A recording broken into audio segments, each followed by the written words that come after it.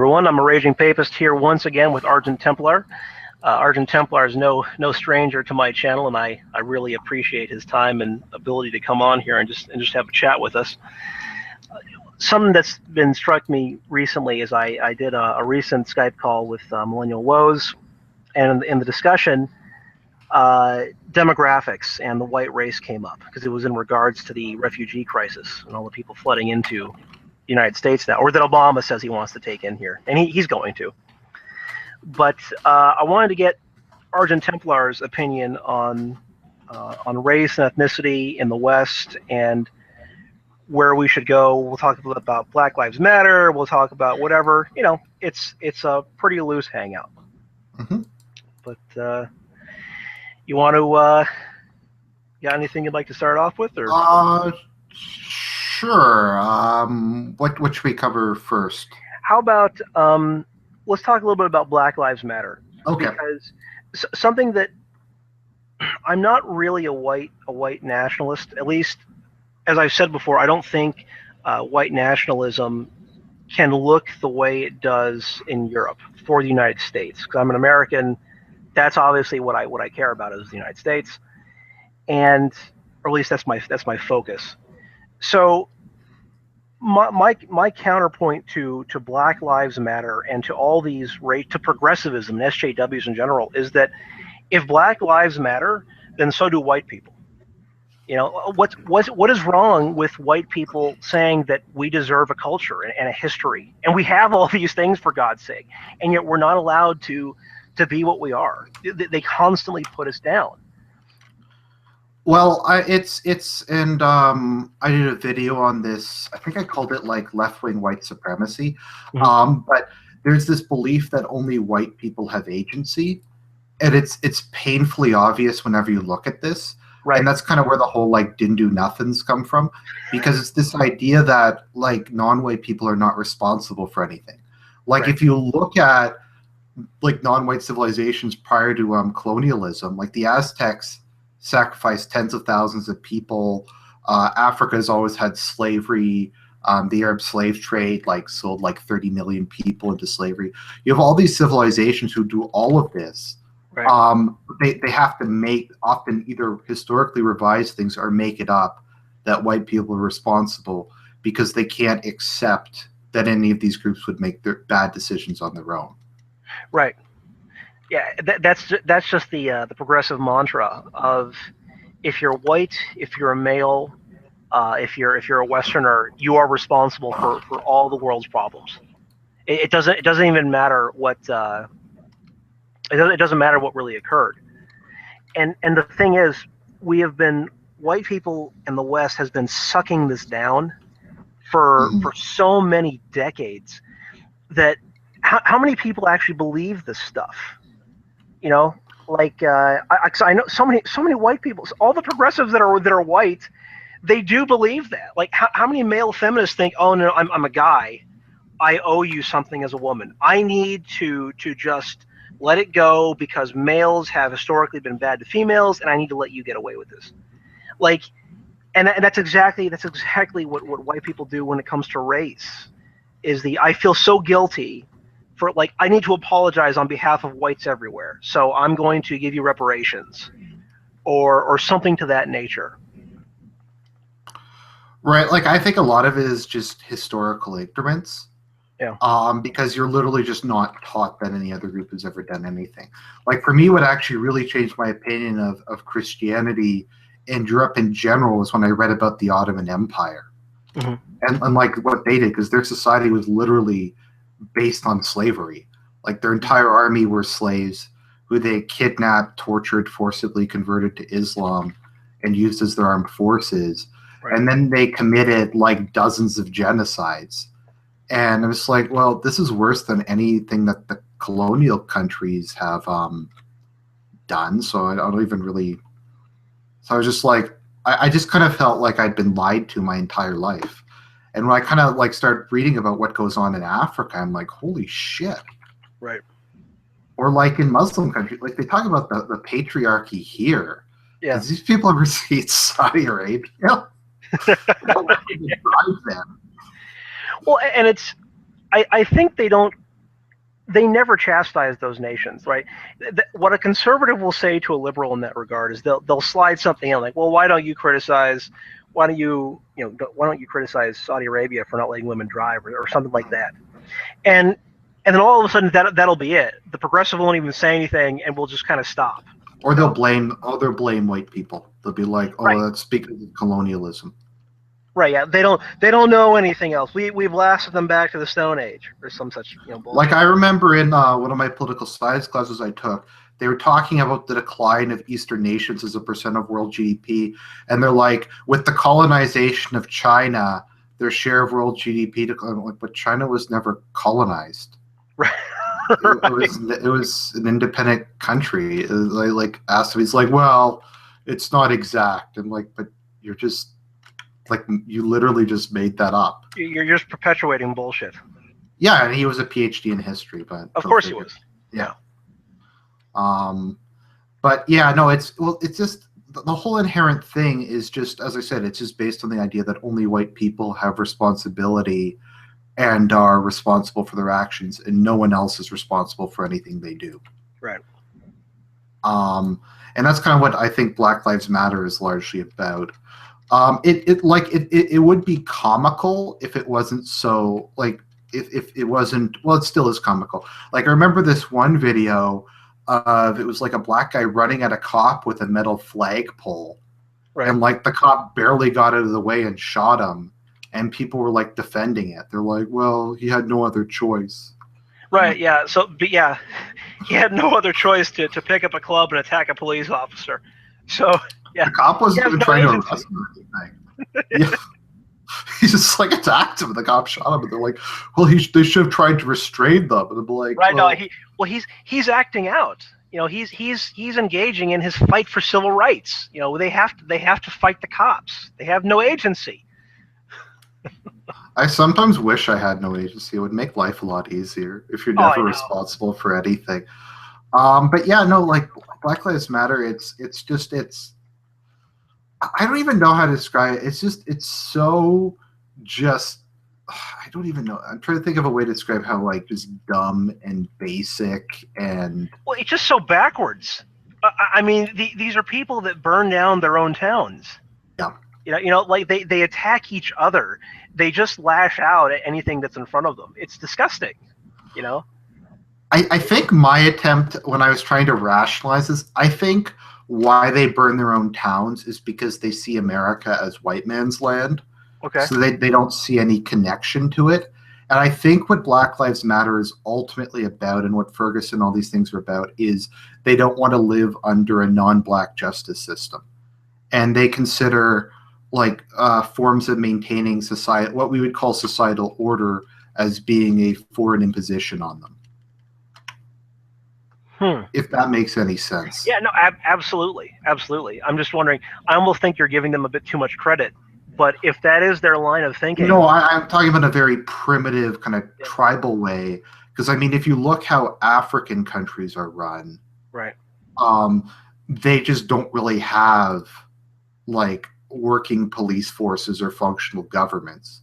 Right. So I think that's kind of what it is. And I guess at a certain level, I kind of sympathize with the not wanting to live in someone else's land argument. At the same time, I just kind of wish they'd be honest about it. Right. And just say, look, it doesn't really matter what the cops did. I think to a certain extent, it is literally just kind of tribalism. Like, he didn't do nothing because he's one of our guys. He's one of us, yeah. Yeah, and that was like the whole OJ thing. Like, the evidence doesn't matter, and I think that's hard for white people to understand, because we in general won't defend people who commit crimes. Right. Yeah. It doesn't matter if he's he's of our race or quote unquote on our side, because this is what you did. Yeah. But they just kind of see it as he's one of our tribe, and we have to defend him. What's the term? Unequivocally, or whatever. We just have to. I'm trying to remember. Anyways, yeah, we just have to defend him no matter what he does because he's one of our people. Right. And if I think about it that way, I kind of, to a certain extent, respect that, even if it's kind of amoral. I kind of respect that they at least have some enough of a sense of who they are to Right. try to protect their own. Which is what we don't have right now. Yeah. It's there's kind of a line in this is semi-relevant in Train Spotting where he says the English may be wankers, but we were colonized by wankers. And that's kind of how I just feel about this. Like, okay, we may be losing to these guys who burn down their no. These guys may be burning down their own neighborhoods, but we're losing to them. Right. Yeah. No, that's very sad. I'm just reminded of there's a speech. One of my I love the speech by Sam Dixon at White Renaissance called a Benediction for Heretics. Uh-huh. And one of the things that he stated was that so many people in Ferguson, so many people in Black Lives Matter, they'll commit these crimes, and then when they are arrested by the police, you'll have all these witnesses that will come out and say, "Oh yeah, officer, I saw this and that and this and that," and then when it's found out that everything that they said was untrue, and they have now lied to a police officer, well, obviously we know that they're not going to be prosecuted even though they lied to a police officer, but they will come right out and say, "Well, I did it because I thought it would benefit my community. Like, I don't care about what actually happened. I thought that if I lied to you and I got him off the hook, it would benefit the Black community." And so Right. we either get more money or we get more respect or something of that nature. Yeah. And it's just like, man, yeah, I get where they're coming from. I like that. I wish we had loyalty like that for ourselves, but I don't know. It's just very strange. Yeah, I'm just trying to like give a reason instead of just kind of doing what kind of mainstream conservatives do, just like, oh, it's terrible. Right. I mean, it's bad, but I that's kind of my attempt to like explain this. That's like the most rational thing I can come up with. That Right. it is at some level just them. They believe they're protecting their own Right. from an external force, and it's just they, for whatever reason, still kind of have that tribal sense of identity, which we just don't have. Right. Like, I don't think that many people defend Breivik or Roof and what they did. I mean, I've seen a lot of people who do, but we kind of hang out at a dank part of the internet. But like mainstream white people don't defend them at all.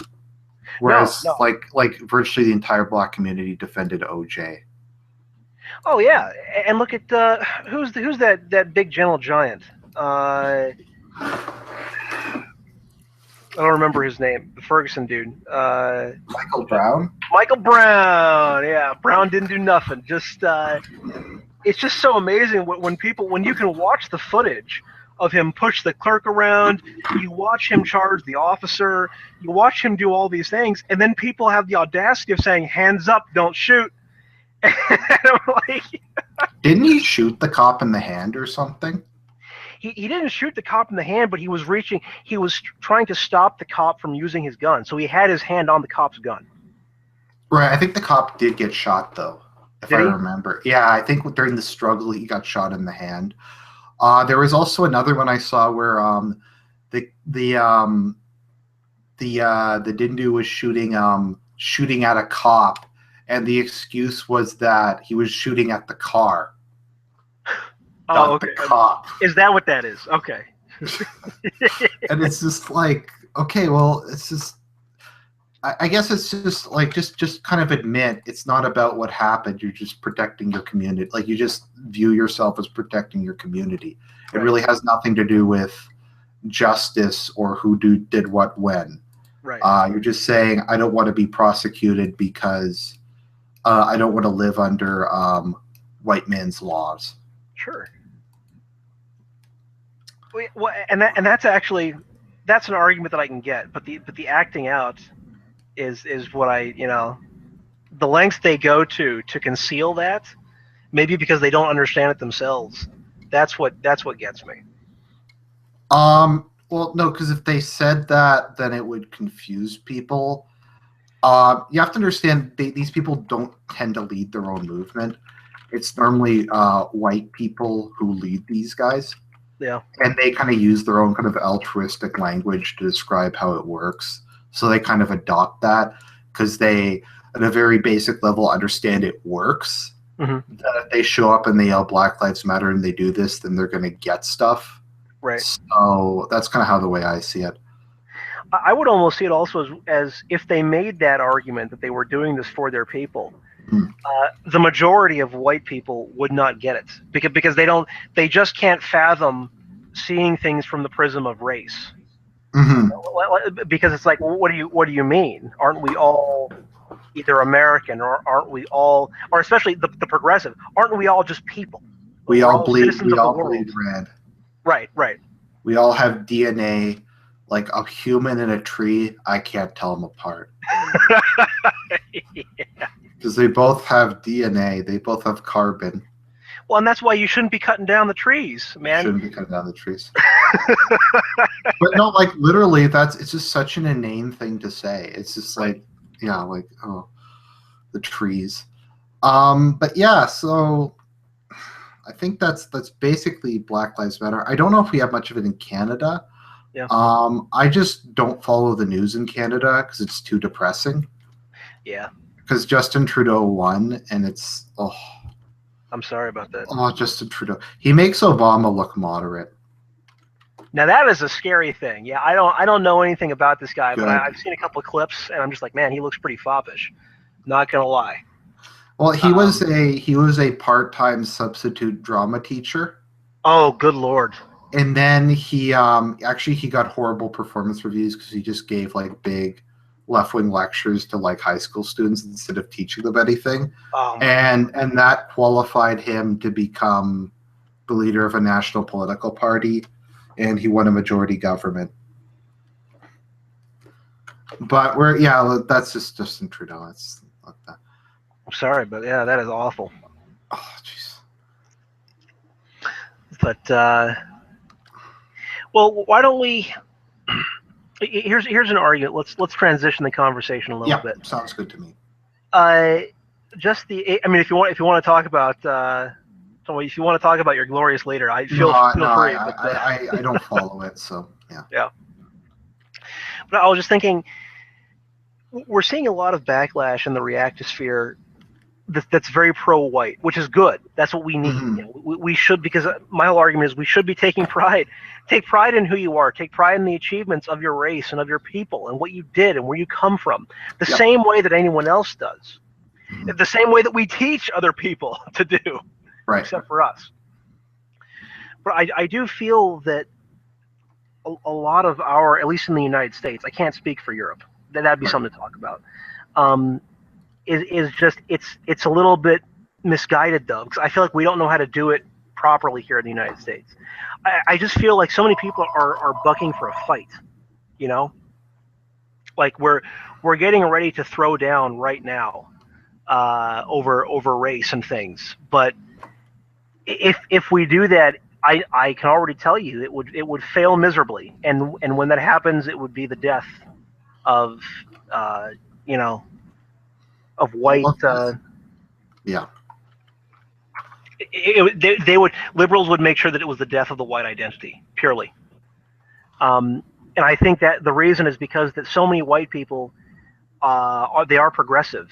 You know, they have the white guilt. They believe that they are the bad colonialist, and we need to be giving away our heritage and our beliefs and our culture.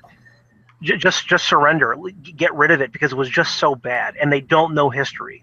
Yeah. So I think if we're going to, personally, I think if we're going to start correcting white culture in this country, to get it back on track, to have pride, and to know who we are as a country and as a people again, it has to start with education, and frankly, without sounding crass, we have to start breeding again. Yeah. Because our demographics are falling, the left doesn't care, or they celebrate it, and the right doesn't know what to do. We just get angry about it. So don't get angry about it. Marry white. Stick to your own. I'm not saying be violent. I'm not saying put down people that are not your own, but stick to your own. Respect your own. Be with your own. Yeah, I mean, my position, well, it depends. But like people might say, okay, well, I know a lot of Eurasians who have high IQs, they're well adjusted, they come from a family environment. My issue with that, though, is I find they tend to have no identity and feel completely rootless and not connected to anything. Hmm. I know Elliot Rogers doesn't describe the experience of all Eurasians, but I find a lot of them kind of have that. So I'm Yeah. saying kind of in the best case scenario where you have someone who's mixed from like a good home with like good parents, even then it's still like that. And also they will just, I think, necessarily see themselves as a citizen of the world. Right. Right. But no, I agree. Actually, I think as far as all this goes, I actually think that Donald's doing a pretty good job Yes. because he's kind of doing this, but in a very unspecific way. But most of what he wants would accomplish a lot of the same ends. So he's just talking about we're going to restrict immigration.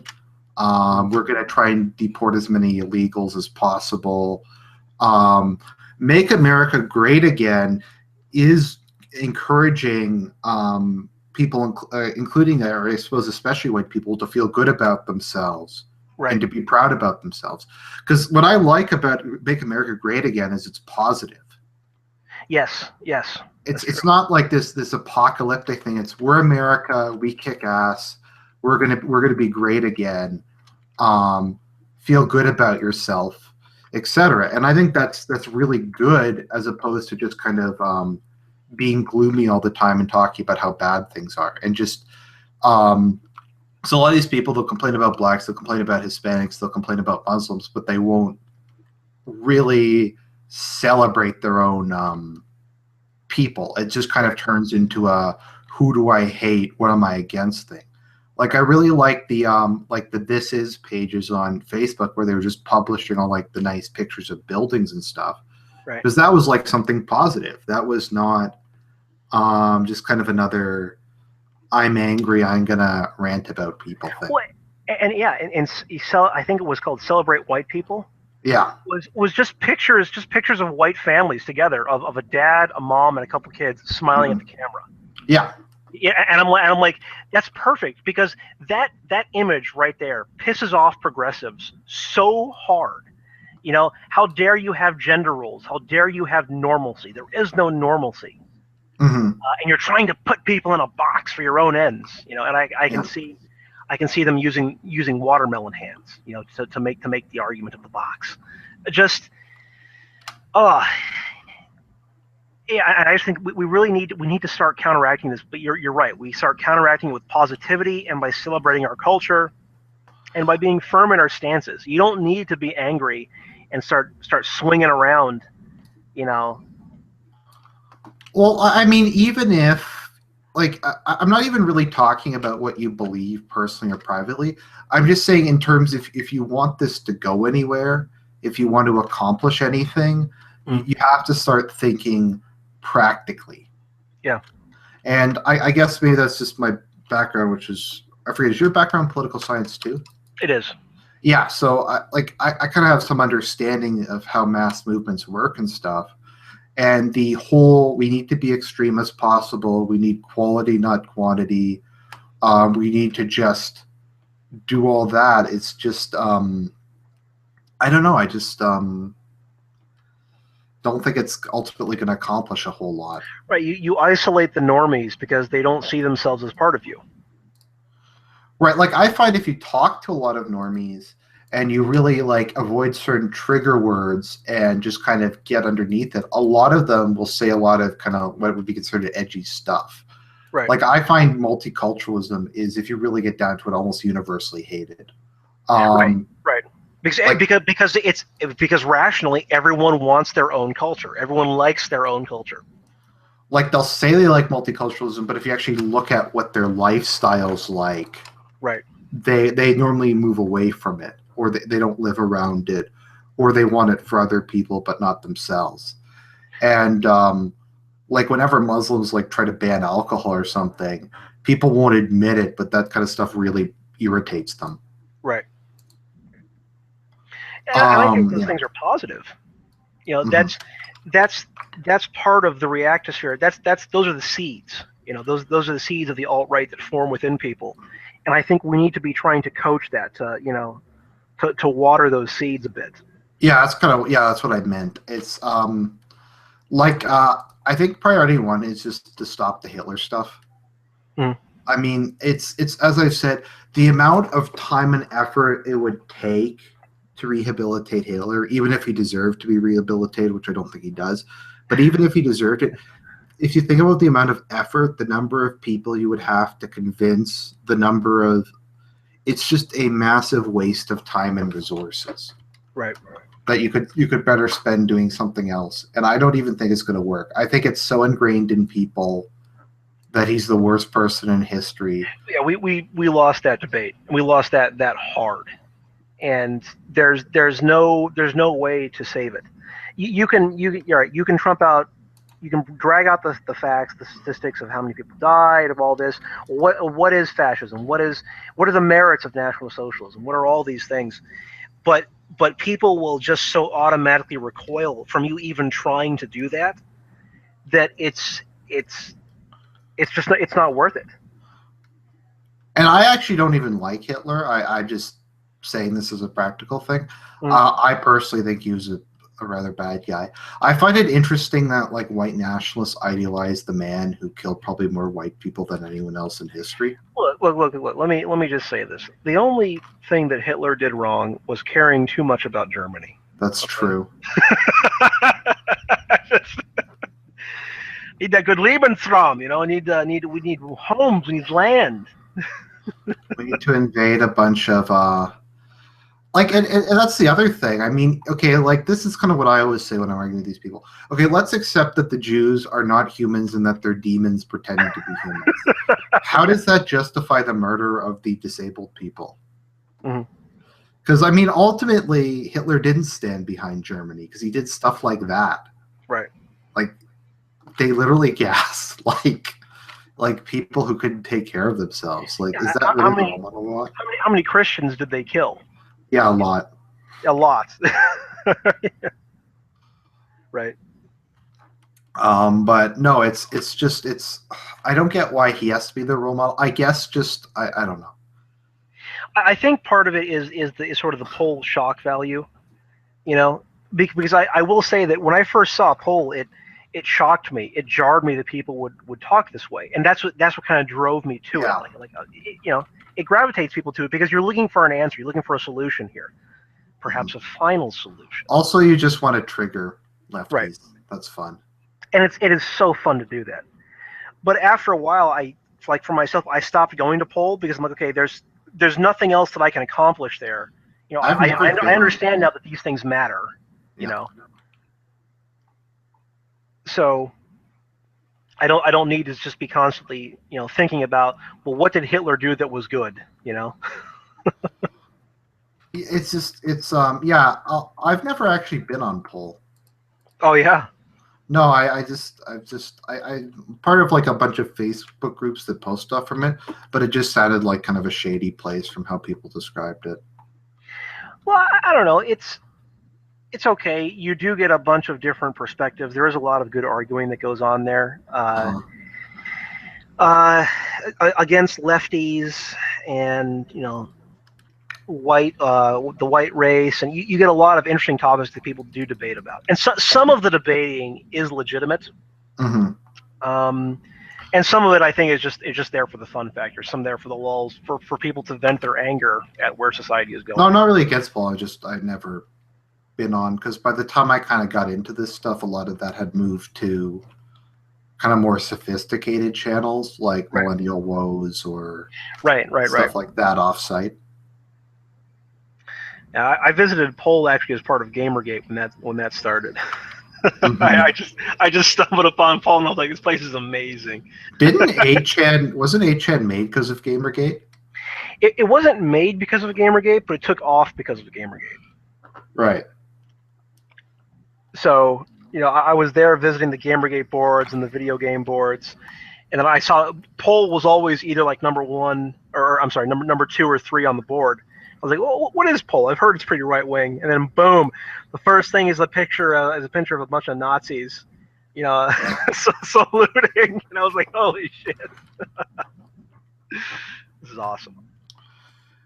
Yeah, it's I think just while I'm talking about white nationalism, the thing that they always do is the purity debates. Yeah, Those are like the most. Those are up there for the most toxic thing, right. like the who is white discussions.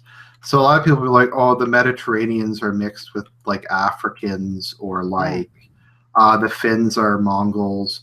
I remember I was on a certain forum that will remain nameless, and okay. they were talking about the Sami, and they're like, when we take power, they will go into the ovens. And I'm like, really? Yeah, Is the Sami? They don't bother anyone. They're just also like the blondest people on earth.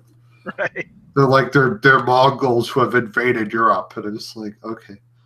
And the yeah, Yeah, those are the kind of discussions that I don't find very helpful no. to furthering, white interests and furthering our celebration of white culture.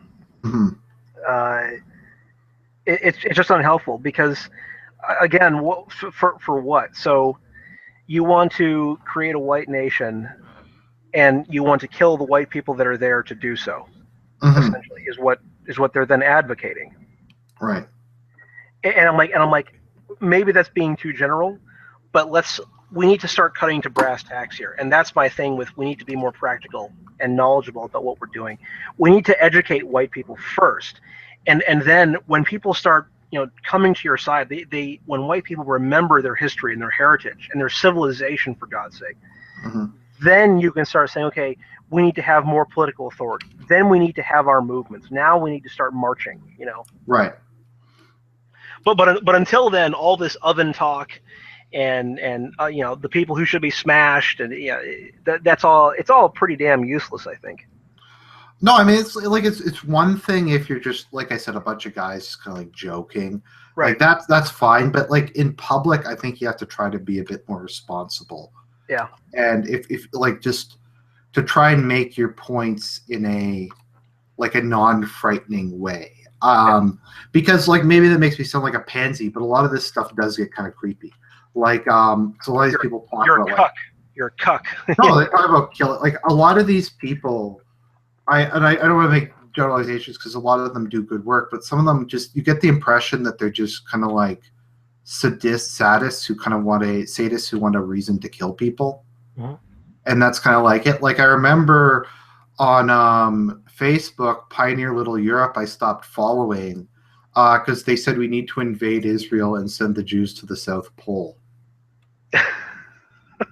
I'm like, I was like, so I was like, you do realize they have nukes, right? And that they could like, Well, even if this was a good idea, you do realize they have nukes and they just blow up a bunch of cities and like sacrifices will be needed. I just, I just like, I mean, were they serious? I mean, were they seriously yes. They were. Okay. And there's just like guys, like people like actually liked you. I forget how many likes the Pioneer Little Europe had, but I'm just like I can't be involved with this. It's just is this really like the level of kind of craziness we're gonna have?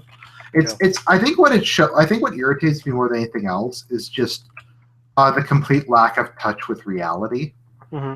That kind of bothers me almost as much as the extremism because I don't know, you just and I think what the National Front's done and the reason why they're gaining is I kind of feel like they've clamped down on a lot of people who just shoot their mouth off. Yes. Yes, they And, have. and they're like, okay, we've got Marine Le Pen. She's not threatening. She doesn't really say crazy stuff. We're just going to get her and people who know what they're doing to talk to the media, and everybody else is just going to stay on message or just kind of be quiet. Well, and that message is not a threatening message unless you're a Mohammedian, because essentially it's France for the French. That's it. I mean, you don't have to start talking about all the these are who we're going to round up first. Oh, this guy's on the chopping block next. It's like, holy shit, man, get people on your side, like No, work no. it. I mean, I think what you need is to just get people. You got to move the Overton window. You got to get these ideas out there. You got to get white Right. people to start thinking of themselves as a group. Right. And more than that, if you can't do that, you can at least get the French to think about the idea of there being an ethnic French people. Yeah, an actual French nation. Yeah. Yeah, there is an ethnic people who has lived in France for over 1,000 years, and that's who they are, and that it belongs to those people, that Right. it belongs to the people that the country's named after. Right. Like it's and that's, I think you could get people on board with that, and I think that is an attractive message. I think in a lot of cases they have to kind of be careful about it, and that's kind of where you get guys like UKIP, where I think they are more in that direction, but they can't really say that in public because of the way just Britain is. Right. Well, it's frankly a more liberal society, amazing than France is, and so you have to be. It's considered, I think, more true of the British person that they need to be more open to the ideas of multiculturalism and different ways of thought and different peoples. So they have a much harder time, I think, conveying that to their people, as you say. Anglo-Saxons are just a lot more individualistic in general. Yeah. It's no surprise that like kind of classical liberalism came from there, and the whole like judging people by their own merits, Right. that kind of thing. France has always been more of a collectivist society, and they've always kind of been just more nationalistic. Like even after World War II, nationalism has always been a thing, like Charles de Gaulle and that kind of stuff. Right. Right. But yeah, no, I think positivity is kind of a good way to start. I think you can kind of start exploiting things further on. Just if we can slightly change the topic, I find Sure. the easiest way to red pill people is Islam. Yeah. Absolutely. Because I find what you really have to do is get people to accept that there is differences, even if it's only on like a cultural or religious level. Mm-hmm. I think, and I think like that's kind of the only positive part of ISIS is you can go, well, is the culture that produced them, is this really the same as us? And I find there's been a lot of change in public discourse about Islam Right. because of ISIS, Right. because they're so prevalent and it just happens on a daily basis. Well, and I think the mantra of not all Muslims are terrorists is finally starting to crack, because it's that is an argument that is no longer relevant to the discourse that's happening, because now we're talking about the tenets of Islam. Now we're talking about the culture that it grew, that it provided for, and the sensible person will recoil from all of that. So just by saying you can't say that not all Muslims are terrorists, that is not addressing the concerns of what people have now. So I hope that the progressives keep championing that. Please keep telling us that we just believe that all Muslims are terrorists and nothing else, because where we're going is the culture and the ideology is itself horrific, and that's where we want to combat it. Right. I mean, like for ISIS, they have it's easy if you just have a group like Al Qaeda who does an attack every decade or so, but ISIS is literally hundreds of thousands of people. Yeah. Who all volunteer there to go there because they believe they're fighting for Islam. I mean, the Caliph of al-Baghdadi or whatever has a PhD in Islamic theology from Baghdad, and that's what I always bring up whenever people are like, "Oh, this has nothing to do with Islam." Like, so Yeah. you know more about Islam than al-Baghdadi, who has a PhD. Now, obviously, there's always people who have PhDs, but Right. It's and that's kind of one of the things I find about it. It's very condescending. It triggers me kind of when liberals say that like we know more about the religion than they do. Right. Like the people whose families have been Muslim for 1,500 years, they don't know anything about Islam. But me, white liberal guy who took one college course, I know more about it. You know so much more about the world than those. The people who are like from there. Right. But my point is, like, I kind of find a lot of people, they have that happen. Or the other big, I think the two biggest kind of funnels we have is that and anti-feminists. Mm-hmm. Because those are like the two most just openly abrasive things. Right. And then kind of once people are exposed to that, they start going, I wonder what else I've been lied to. Right. Like, I actually think if one of these things is going to change, I think those are the two things that society is actually changing about. I kind of feel like feminists have just gone so crazy that there's Yes. starting to be a lot of backlash against it. And Thankfully, yes. yeah, we kind of saw it with Gamergate and Right. just like we have like I don't want to gross you out, but we had the free bleeding thing. Okay, I don't know what that is, but from the term bleeding, and we're talking about feminism, I don't think I need to know anymore. And then there was another gross one of a girl making. No, I don't even want to go into it. It's too gross. Okay. Um, Yeah, they have become retarded. It's disgusting. It grosses out the normies. Normies don't want to associate with it. okay. Trigger warning. You guys may want to skip this. A girl baked a loaf of bread with yeast infection. Oh God! Oh I'm yes, sorry. yes, I heard about that. Oh God Almighty! I'm sorry. That's kind of like just where it is. Right, And stuff like that. It's like you have to be really, really ideologically committed to not say that that's really gross. right. God Almighty! It's Oh, literally up there with the grossest thing I've ever heard. But I'm just saying, someone like, chuck her into the ovens. My God, just they do that. Like, I guess I had mixed feelings about Gamergate, but just it pissed me off how they ruined BioWare as a company. oh yes. I've had conversations with another gentleman on my channel about. I got into GamerGate specifically sort of because not just the journalism, which was already going to shit, but because I wanted to resuscitate BioWare as an RPG company. I loved BioWare, but then Mass Effect 3 affected by SJWs or It was. They were affected by SJWs very hard when the two doctors quit, and EA fully took them over sorry, who because quit? the two doctors, the two founders of BioWare. Oh, okay. Yeah, they were the founders, and they were always very okay. Now we're going off of white nationalism and the white topic, but I think this is good. But this is good. I could talk about this shit for hours. But essentially, what they did was the two doctors were always very cognizant of their staff, and they allocated people based upon what they were good at. Right. Like very specifically, and they didn't care what your political ideology was as long as you did your job. So, for instance, David Gator, who is now lead writer, in older BioWare, he was always relegated to a character guy. You can write your GLBT character, right? The doctors leave, and now he is lead writer for Dragon Age, and now we have Dragon Age Inquisition, which is it was embarrassing how bad that game was. Just GLBT culturally Marxist paradise. I was even talking about. I just talking about the gameplay. Yeah, it's everything just went downhill, and so I think BioWare is as I've said before, the perfect case study of what happens when SJWs slowly enter, co-opt, and take control of the entire establishment, and they weed out the people who disagree with them. So this is all there is. All there is SJW nonsense. I actually found BioWare somewhat right-winged as far as video game companies went prior to like Dragon Age, prior to Mass Effect 3. Yeah.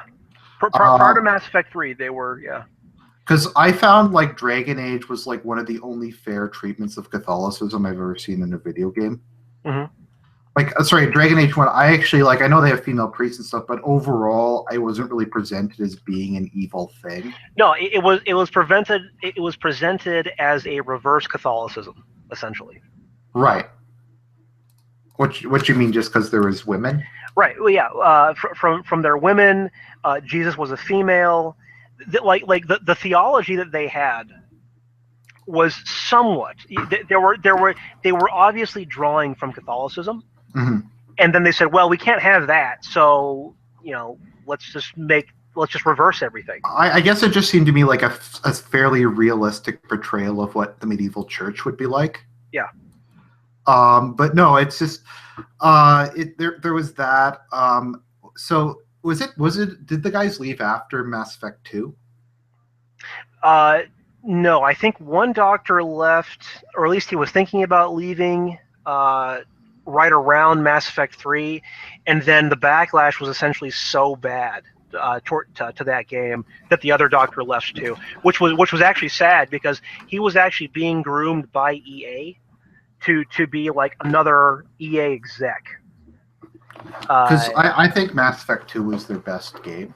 Yeah, I actually like number 1 more than 2. Yeah, it's kind of, they're very different, but I actually found the Mass Effect games, like I said, going about politics, I actually found them very balanced politically speaking. Yes. Like, and there is no balance in their games anymore in terms of politics. Absolutely none. No, because they would be like, they would unapologetically show certain races as just being barbaric. Right. These are the savages. These are the bad guys. Yeah. Or this is their culture. Like, they'd say, okay, the Krogans are a warrior race, and they wouldn't really build that down. They just have them like killing random people because that's. And the Kunari in Dragon Age 1 were the Muslims of their time. That's I mean purely. And then in Dragon Age 2, they didn't do too much to change it. It's like, yeah, no, these are still the Muslims of their day. And then you have Dragon Age 3, which is now they're led by a matriarch, and now they have anyone can join the Kun. It's a liberating thing. Oh God, I'm just, holy shit, just. Yeah, but no, I think actually the reason I think I brought it up was because I actually was kind of shocked because Mass Effect is like kind of almost race realist in a sense, because it actually like argues that like peoples and cultures have traits and that they aren't all the same. And the thing that I loved is the thing that made you renegade in Mass Effect was that you actually cared about humanity first. That was your stance. It's if you were the Paragon in Mass Effect, you're the big multiculturalist. We all get along. We all pull each other. And then if you're the renegade, you are about, other races can be there, but I care about humanity first. And I'm like, that's awesome. I am a renegade. Like that was beautiful. So.